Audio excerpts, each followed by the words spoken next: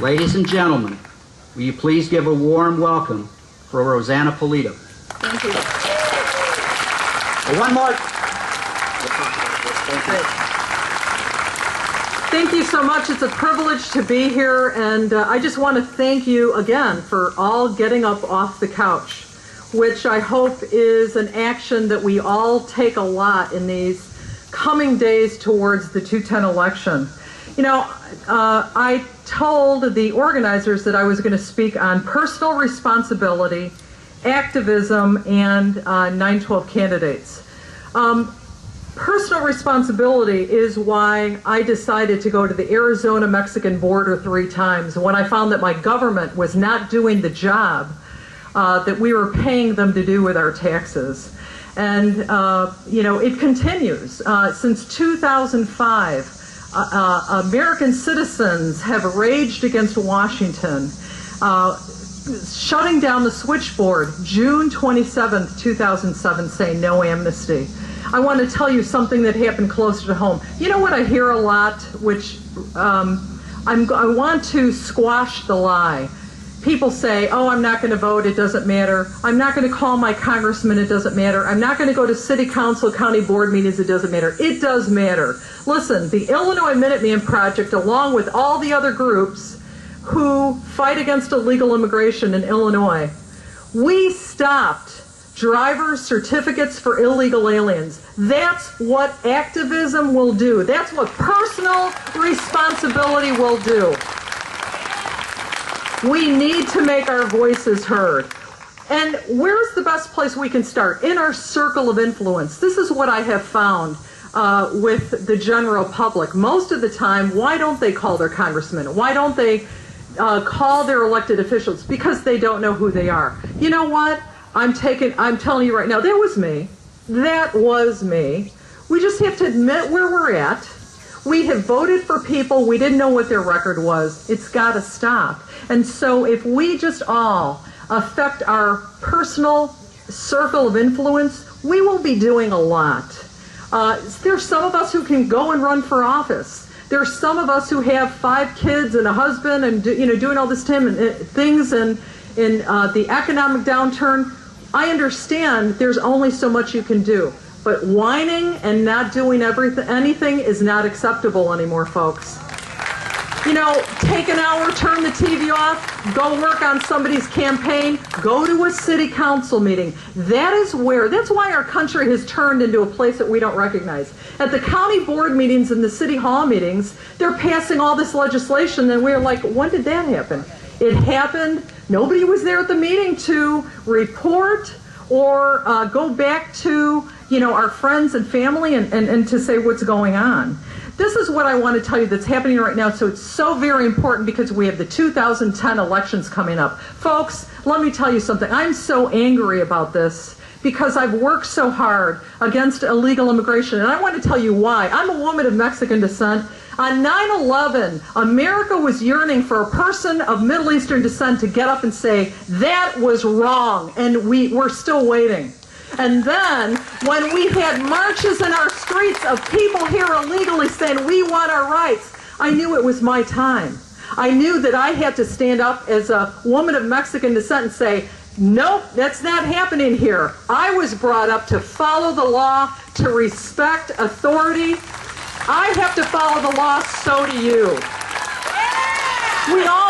We can all be our little Glenn Becks where we're planted. And believe me, you will feel the heat.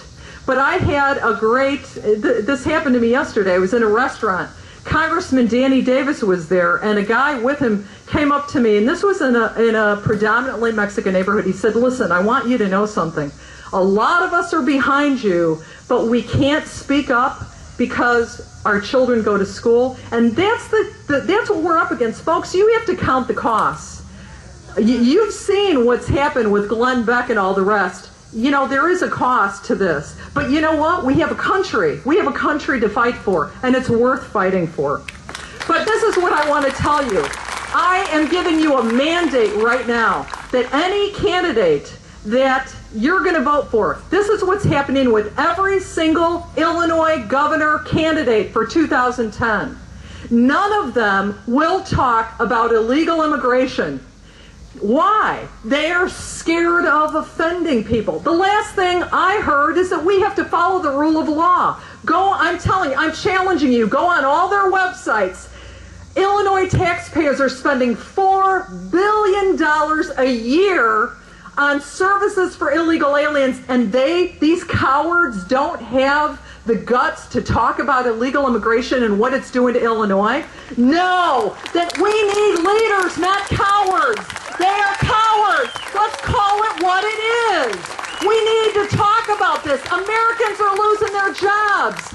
And you know what? Our Springfield Democrats and Republicans voted in the matricula consular, which is an invalid form of ID. In May of 2003, the FBI testified before Congress that it was a threat to our national security, but our General Assembly said, you know what, banks and businesses in Illinois, you must accept this, even though it's a threat to our national security. Guess what? Vote them all out, folks.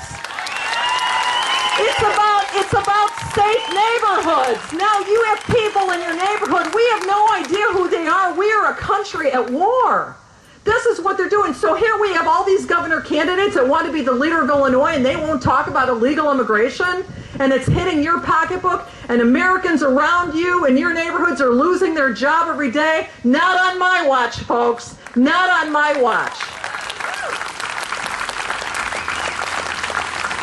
Now, what we need in Illinois is E-Verify. You need to talk to these candidates, every single candidate. E-Verify is a simple tool that gives businesses a tool to make sure that the people they're hiring are legally authorized to work in the United States. Duh. In a time of great economic downturn, and let me tell you another thing.